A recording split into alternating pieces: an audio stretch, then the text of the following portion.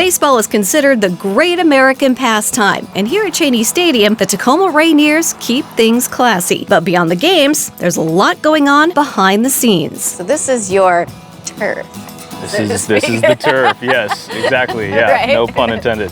Michael Huey is the groundskeeper for Cheney Stadium. He and his dog Taz keep the Washington-grown turf game day ready. What is a day in the life of a turf manager?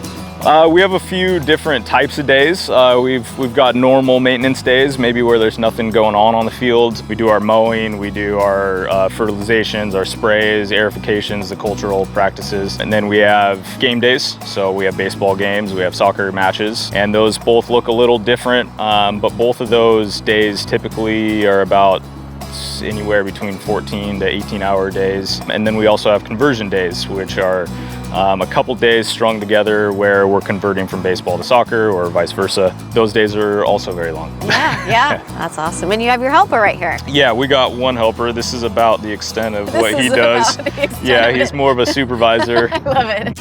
Cheney Stadium is used for both the Tacoma Rainiers baseball team and the Tacoma Defiance soccer team. So the groundskeepers convert the field throughout the season. So this is a soccer field right now. What would you have to do then to make it a baseball field? The first thing that we'll do is find all of our baseball edges, baselines, the plate we're standing on now, and then the infield skinned area. Typically, those will just roll back up into 4-foot rolls. We'll haul that off, and then we will bring all the clay back in. Once the clay is set, then we'll get that mound void.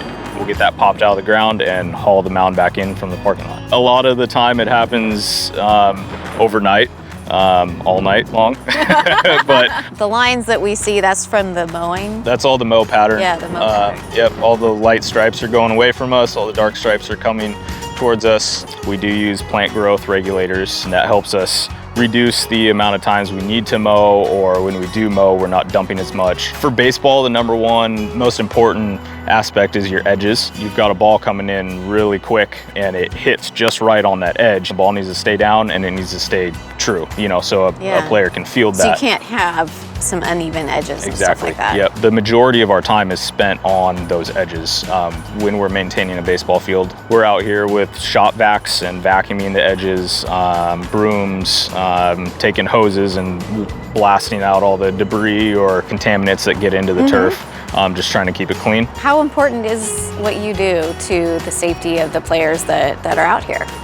It's, I would say, very important. The ball staying down for them is very important so that they can mentally just focus on fielding the ball and not have to be concerned about, is this ball gonna hop up and hit me right in the face or go over my head? More than anything, it plays highly into their confidence to be able to play and not be concerned about each step that they take.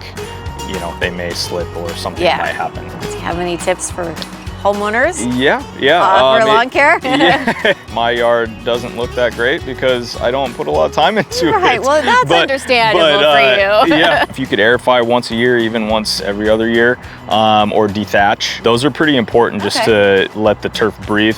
And if you fertilize, I would say in the spring and in the fall, that will do a lot for your yard the next The next year, yeah.